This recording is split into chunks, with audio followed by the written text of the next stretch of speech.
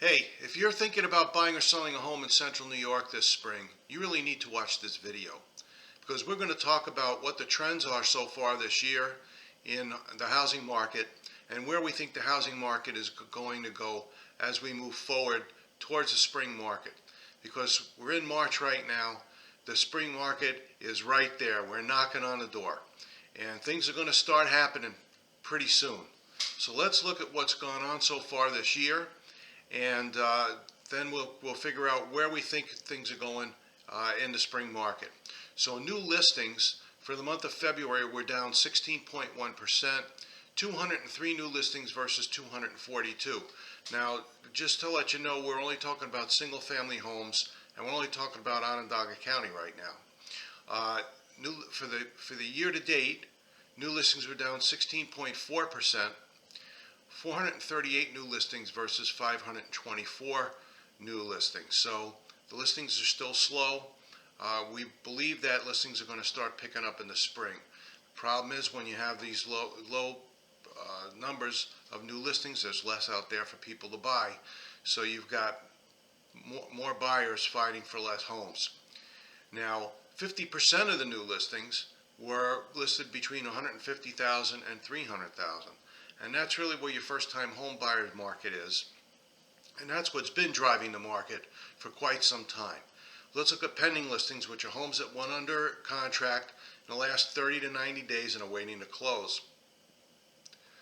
Pending sales were down for the month of February 38.3% versus last February. 145 pending sales versus 235 pending sales. So that's pretty significant, when there's not a lot to buy out there, and so that's why there's fewer homes under contract. And 52% of the new contracts that were written for homes between 150,000 and 300,000. So there you have the sweet spot. That's where at least half of the buyers are, and most of those buyers are first-time home buyers, and they're really struggling because there's just not enough homes on the market to satisfy that demand. Closed sales, which are homes that actually changed hands, for the month of February were down 11.1% versus last February, 177 versus 199. And year to date, closed sales are down 7%, 438 versus 471. So it all kind of comes in order. If there's fewer new listings, there's fewer homes to buy. So fewer under contract, so fewer closed. Okay, it's just the way it progresses. Now, days on the market until sold for the month of February were down 13.8%, 25.9 days before sale versus 29 days last year. And for year to date, they're down 11.5%, 23 days versus 26 days. So homes are selling a little bit faster, but the big thing is that the average days on the market for homes priced between 150 and 300,000 is 12.7 days. So half of basically of what the average is. For homes that are priced $400,000 and up, the average days on the market was 35.6 days. So you can see there's a big difference. And a lot of it is where the market is right now, where most of the buyers are. Now, this is what a lot of people are really interested in, and that's the sale prices.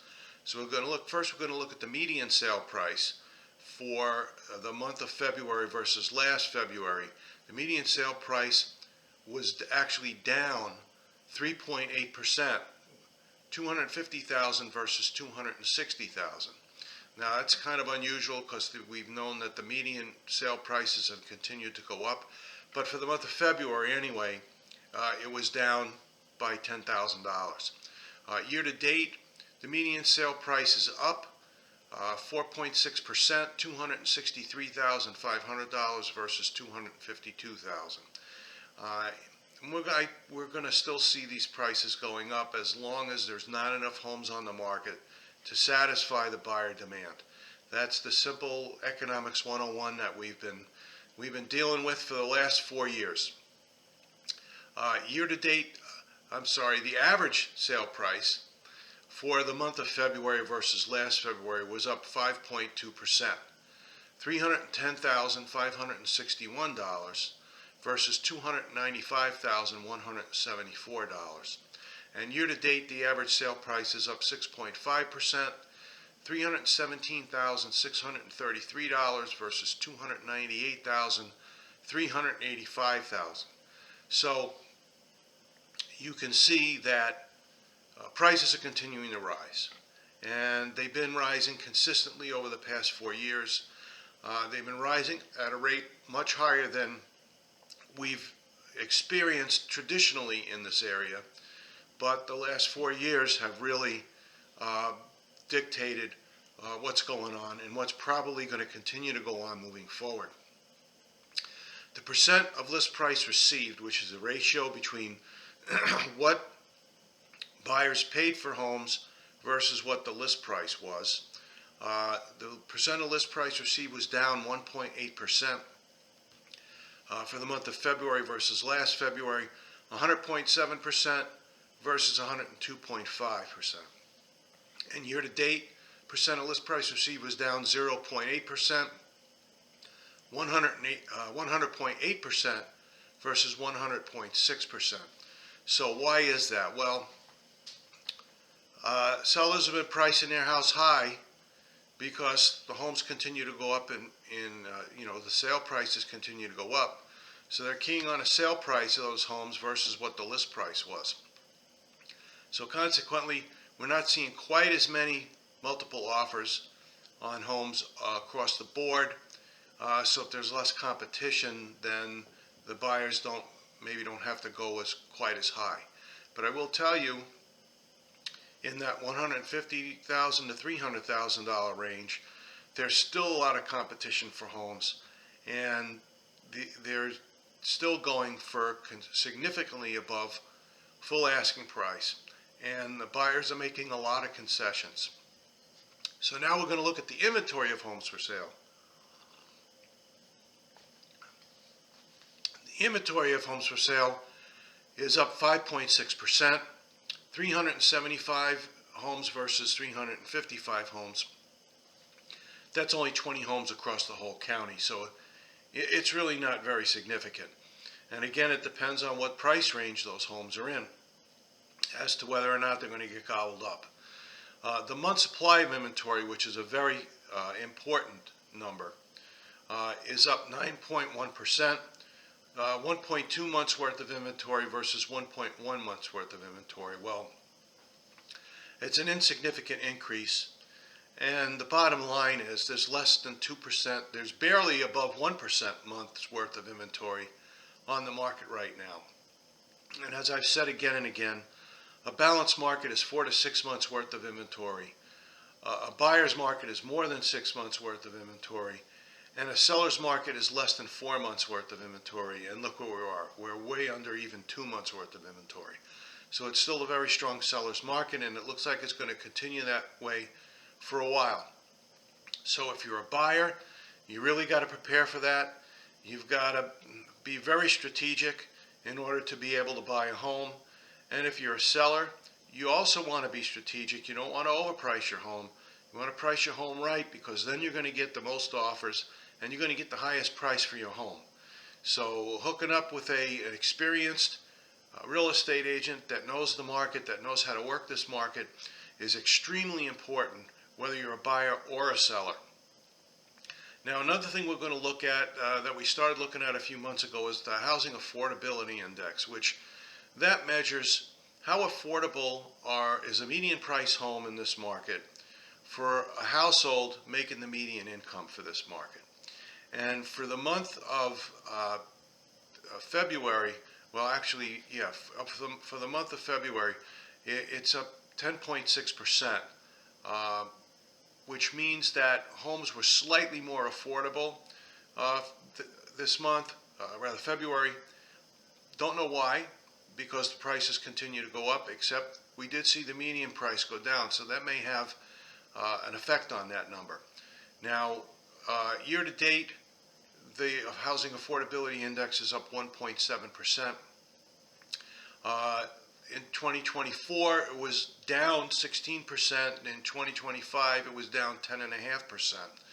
So, the increasing prices over time has seen the affordability index go down a little bit. So it's going to be interesting to see what happens with the housing affordability index moving forward. The list price per square foot is also important, okay? How much are homes selling for per square foot? For February of this year, it was $184 a square foot. For February of last year, it was $174 a square foot. For February of 2024, it was $150 a square foot. And we started out this year, January, at $186 a square foot. So for the most part, the cost of homes per square foot is increasing, which only makes sense because the overall housing market prices are continuing to go up. So what does this mean if you're a buyer or a seller? Well, because we're seeing such a low number of new listings, and we think a lot of it is weather related, the spring market could really, really be very interesting. Come April, May, and the beginning of May, we could see where most of the new listings are going to come on the market. However many are going to come on this year, they're probably going to come on in April and the beginning of May. So if you're a seller, you're going to be putting your house on the market this spring. If you haven't started preparing your house for sale, you really need to get on it. While the weather's still crappy outside, get the inside stuff done. And when the weather breaks, then get your curb appeal taken care of. Get your lawn taken care of. Get your flower beds taken care of. You want to have a good curb appeal because you want buyers to have a positive feel for the house before they even walk in. If your curb appeal isn't really good, they're going to be wishy-washy or maybe even negative about the house before they even look inside, and that's not good. So start getting your house prepared. You're behind schedule. So if you haven't started already, you better get started. My name is Bob Jokel. I'm a real estate professional with Hunt Real Estate here in Syracuse. I've been selling homes for 26 plus years in this town. If you're thinking about buying or selling a home, please reach out to me. Let's get together. Let's go over your plans, and let's set up a strategy to get you, if you're a buyer, to get you the best home we can for the best price, and if you're a seller, to get that house on the market and get it priced and presented the way it needs to be, get that marketing plan the way it needs to be to get you the highest price and the best terms for the sale of your home. I hope you're having a great day, and I really hope to hear from you.